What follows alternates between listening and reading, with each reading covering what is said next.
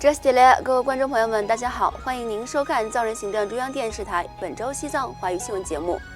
本期的新闻要点有：美国国会荣誉议长南希·佩洛西荣获真理之光奖；司政边巴次仁继续在美国首都华盛顿展开访问；世界各地藏人隆重庆祝达赖喇嘛尊者荣获诺贝尔和平奖35周年；西藏人民议会代表团结束对荷兰的访问活动。藏人行政中央发言人丹增列谢在维也纳拜会支持西藏团体。驻台湾代表格相坚参出席藏传佛教与心理治疗对谈活动。下面请看详细内容。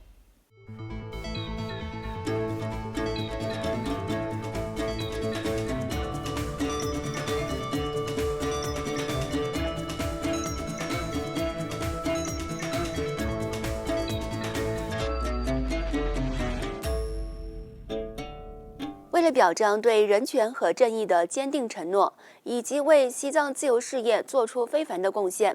美国国会荣誉议长南希·佩洛西于本周一12月9号荣获了本年度的真理之光奖章。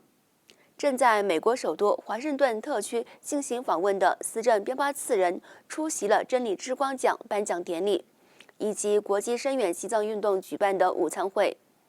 当天上午，司政边巴次仁与国际声援西藏运动董事会主席理查德·基尔、前部长丹巴次仁和该组织主席丹曲嘉措等成员出席了国际声援西藏运动举办的午餐会，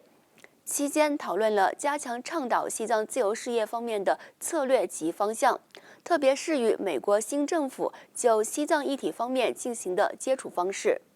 随后，司政边巴次仁和理查德·基尔在国家民主基金会会议厅向出席第22届北美藏人协会年度会议的与会者发表讲话。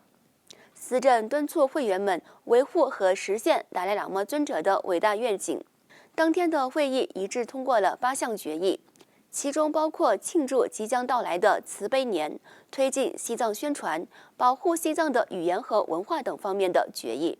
当天晚间，国际声援西藏运动在凯农核心小组会议室举办了真理之光颁奖典礼。今年该奖项颁发给了荣誉议长南希·佩洛西，以表彰他对人权和正义的坚定承诺，以及为西藏自由事业做出无与伦比的贡献。该奖项由达赖喇嘛尊者的妹妹吉尊白玛颁发。在颁奖典礼结束后，主办方为与会者播放了纪录片《幸福的智慧》，与会观众被达赖喇嘛尊者所体现的普世价值观所感动。此外，司政边巴次仁与荣誉议长南希·佩洛西、理查德·基尔和美国西藏问题特别协调员乌兹拉·泽雅等政要于本周二12月10号出席了题为《美国政策和战略中西藏未来的对话》研讨会。在当天的会议上，美国国会荣誉议长南希·佩洛西和国际声援西藏运动董事会主席、长期关注西藏人权问题的好莱坞影星理查德·基尔在会上分享了他们的见解。而美国西藏问题特别协调员乌兹拉·泽雅在会议上致辞时，重申了美国政府支持西藏自由事业的承诺，并呼吁各方继续努力为藏人实现有意义的自治和基本自由。随后，司政参加了在华盛顿威尔逊中心举行的一场会议。司政与威尔逊中心主席、美国国际开发署前署长马克·格林、威尔逊中心研究员、哥伦比亚前总统伊万·杜克·马克思等成员就智库在制定全球西藏政策方面的重要性进行了深入的讨论。当天下午，司政边巴次仁与理查德·基尔、藏人行政中央驻北美代表郎杰曲珠、国际声援西藏运动研究员布琼次仁和该组织政府关系总监弗朗茨·马茨纳礼节性地拜访了在美国参议院最初发起促进解决藏中冲突法案的提案人参议员杰夫·默克利。另外，在西藏精神领袖第14世达赖喇嘛尊者荣获诺贝尔和平奖35周年暨第76个国际人权日来临之际，藏人行政中央于本周二12月10号在印北达兰萨拉的大乘法院隆重举办官方庆祝活动。来自新西兰和斐济议会议员组成的代表团，以及印度基金会代表团，藏人行政中央各部门部长和各级官员和数千名民众参加了庆典。藏人行政中央安全部长兼代理司政加日卓玛在庆典上升起了西藏国旗，随后由西藏歌舞与戏剧表演艺术学院的学员们演唱西藏国歌和赞扬达赖喇嘛尊者荣获诺贝尔和平奖的歌曲。与会主要嘉宾新西兰国会议员约瑟夫·莫尼、海伦·怀特、英格丽德·李利和斐济议员里内什·夏尔马相续发言，着重强调了达赖喇嘛尊者对世界和平与人权事业做出的无与伦比的贡献。而西藏人民议会议长康布索南丹培和代理司政加日卓玛则代表议会和嘎夏发表了讲话。随后，议长和代理司政相续向藏医力算学院的2名服务年满25年的工作人员，以及藏人行政中央内政部服务年满25年的工作人员颁发了奖状。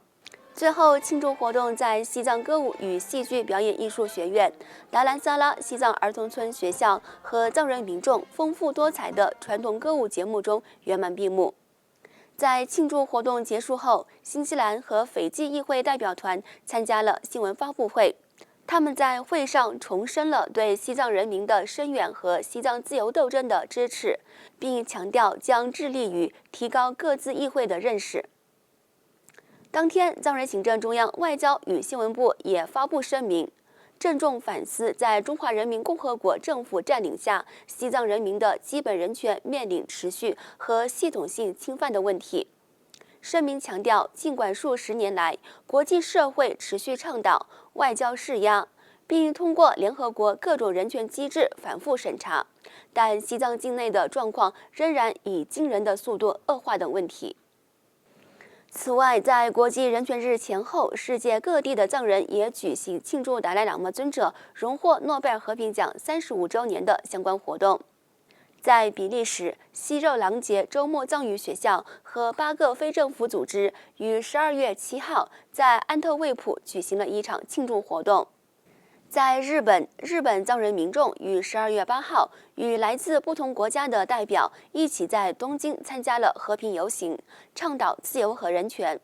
在日内瓦、瑞士和列支敦士登藏人社区在联合国办事处外组织了一场和平抗议活动，呼吁联合国关注西藏的人权侵犯问题。在伦敦，当地藏人和支持者庆祝了西藏和平花园建成25周年，并着重强调世界人权日的意义，以及和平与慈悲的共同价值观。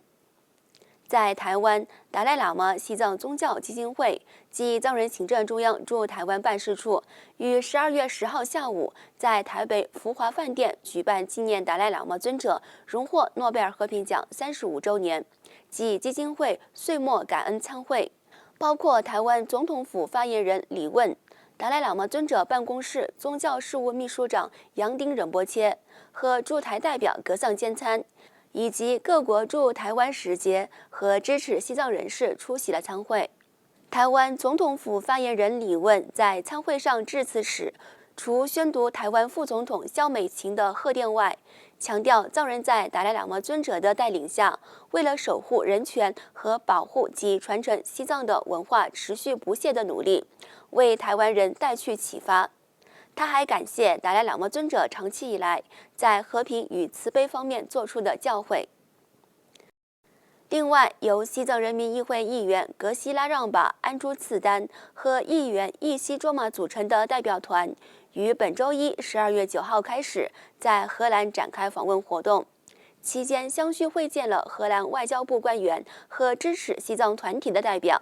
在抵达荷兰首都阿姆斯特丹机场时，代表团受到了藏人行政中央驻布鲁塞尔代表仁增曲真根康、国际声援西藏运动欧洲部前主任次仁强巴和当地藏人代表的欢迎。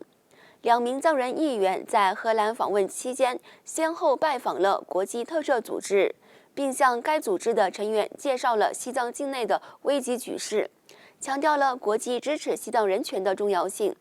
他们还会见了荷兰外交部中国和人权部门的官员金皮德斯和玛丽斯卡。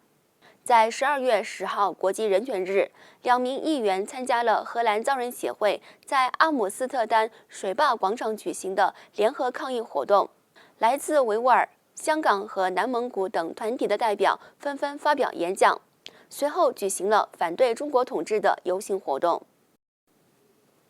与此同时，藏人行政中央发言人丹增列谢在驻日内瓦办事处联合国联络官员平措多杰的陪同下，于12月10号在奥地利首都维也纳拜会拯救西藏组织的伊丽莎白·齐默尔曼。